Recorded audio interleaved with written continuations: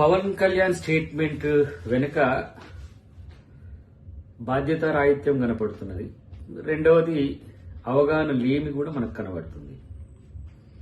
ఎందుకంటే ఆంధ్రప్రదేశ్ వెనుకబాటుతనాన్ని ఆంధ్రప్రదేశ్ చూసి దిష్టి తగిలే విధంగా తెలంగాణ వాదులు కోరుకోరు, తెలంగాణ ప్రాంతం కూడా కోరుకోరు. ఎందుకంటే రాష్ట్రాలుగా విడిపోయినప్పటికి కూడా తెలుగు ప్రజలంతా కూడా కలిసిమెలిసి ఉన్న పరిస్థితి తనకు తెలియకపోవడం అనేది విచారకరం. అన్నిటికంటే ముఖ్యంగా ఏంటంటే అవకాశవాద ప్రకటనలు పవన్ కళ్యాణ్ నుంచి రావడం అనేది తెలుగు ప్రజలు కూడా కోరుకోవట్లే.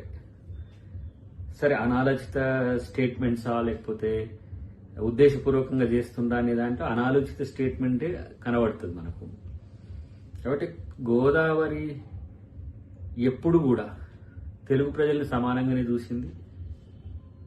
ఏ విధంగా కోనసీమను చూసిందో అదే విధంగా తెలంగాణను కూడా చూసింది. ఇక్కడ ప్రాజెక్టు లేకపోవడం వల్ల తెలంగాణ కొంత వెనుకబాటుతనంతో ఉన్నది, కానీ ప్రాజెక్టులు అయితే మరింత మేలు జరిగేది. కాళేశ్వరం లాంటిది సక్సెస్ అయి ఉంటే మంచిగానే ఉండేది.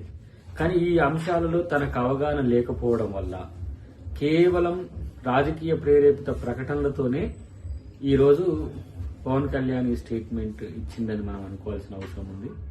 అన్నిటికంటే ముఖ్యంగా కొన్ని స్టేట్మెంట్ కొన్ని సందర్భాల్లో తనకు అనుకూలంగా ఇచ్చుకోవడం అనేది అది పవన్ కళ్యాణ్కి సాధ్యమవుతుంది.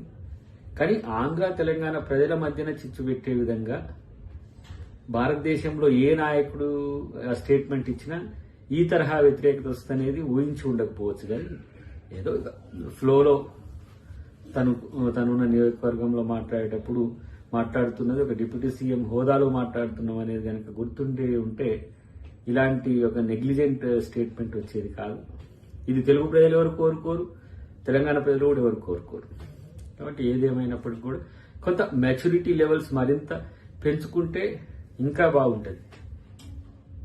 లేకపోతే ఎవరినో సాటిస్ఫై చేయడానికో మనం ఉన్న చోట ఉన్న వాళ్ళని సంతృప్తి పరచడానికో లేకపోతే మనం మద్దతు ఇచ్చిన వాళ్లకు అనుకూలంగా ఉండడమో అనేది ఇది అవకాశవాద రాజకీయమే అని అనిపిస్తుంది. కాబట్టి ఏదేమైనా కూడా వాస్తవానికి చెప్పాలంటే తెలంగాణకు వచ్చి తెలంగాణ పాట, ఆంధ్రాకి వెళ్ళిన తర్వాత ఆంధ్ర పాట, తర్వాత ఇప్పుడు బీజేపీతో అనుకూలంగా ఉంటే బీజేపీ పాట, టీడీపీతో అనుకూలంగా ఉన్నప్పుడు టీడీపీ పాట, ఇట్లా ఏ పాట ఆ పాట నేర్చింది కాబట్టి కొంచెం తను బతక నేర్చిన పాట పాడుతున్నట్టుగా భావించాల్సిన అవసరం ఉంది. కాబట్టి దీన్ని ఎవరు తెలుగు ప్రజలు పట్టించుకోవద్దని మేము అనుకుంటాం.